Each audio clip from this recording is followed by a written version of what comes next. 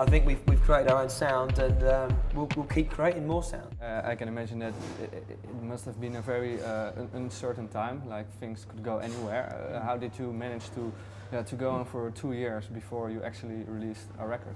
Well, we basically just worked as hard as we possibly could. You know, we all held down full-time jobs, you know, girlfriends and all those kinds of things. You know, so it's just your normal life.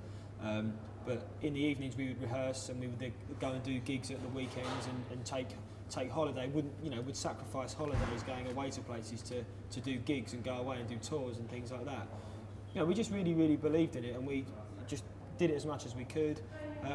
And you know, we ended up just releasing a one-off single, and it spiraled from there. Really, it was always a very realistic goals. We never set ourselves anything unachievable.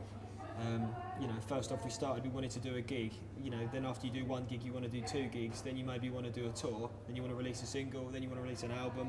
And it Get just management, get a booking agent. Yeah, and it's all very achievable things, and we don't set ourselves very too high goals, because you know, otherwise you would just be constantly sort of miserable that you have never achieved them. You know, so yeah.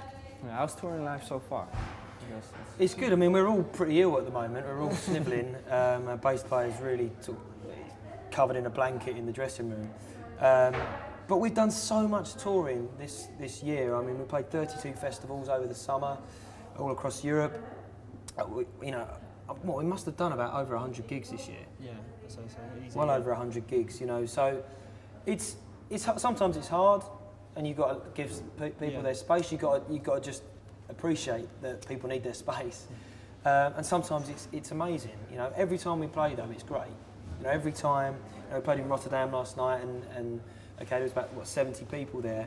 But for me, to come out of Southend in England and play anywhere else, and for there to be 70 people there singing the words back and cheering for the band to come on and do an encore and be huge fans of the band, is an achievement. We're really proud of that. You know, and hopefully those numbers will just keep building. You know, so I'm quite intrigued to see what it's going to be like going back to all these places that we went to in the summer, because we played festivals in each of these countries and towns, and so we're going back to kind of see what's left of the debris that we sort of destroyed over the summer, and hopefully people's ears would have pricked up, and they'll come to the gigs, and you know, we'll be laughing, you know, but we might be crying as well, so we don't know yet. Because you were talking about having a regular life, girlfriend, job. Do you still have a regular life at the moment?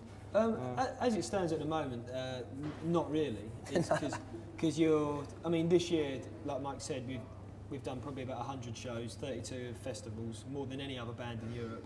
We've also recorded an album this year as well, you know, and written a lot of songs, and just doing a lot of things. So actually, a lot of the time you are away doing stuff. You know, if you're not away, you're always doing something else. Or they'll be like, oh, you need to do a video, or you've got to do an interview, or you've got to have this meeting with so-and-so, or we're going to rehearse, or... You know, so, I mean, it's busy hard. life. It's hard, but we knew what we were letting ourselves in for, and, you know, hopefully the rewards will pay off at some point. You know, financially, hopefully, and just be able to continue doing it as a job, and, you know, carry on sort of making music for a living. I think... You know, it is quite difficult sometimes, because you get very tired, and you just want to sort of maybe go home sometimes and just sort of, you know, chill out. But you know, you can't always do that. But you know, we're looking forward to a well-earned break, aren't we? Sort of at the end of this tour, and then we've got January off as well. So it'd be nice to just have a bit of time to ourselves. And you know. But we end the year in Australia. We're doing 2 gigs in Australia. We're doing one in Melbourne and one in Sydney. And I'm going to stay out there and have a holiday there as well. So it's a perfect opportunity to sort of chill out, you know. So I can't wait. I can't wait to do that. And you know, it's stuff we've always, like me and Jim particularly, have always dreamed of, being able to tour the world, doing a band that we like. It's not like we're session musicians or playing music that we don't like or haven't written ourselves. This is our baby. This is what we've done, and to be able to go and show it to people around the world, and people actually want to hear it and want to go to the gigs. It's like, I can't describe it. It's amazing. It's really good.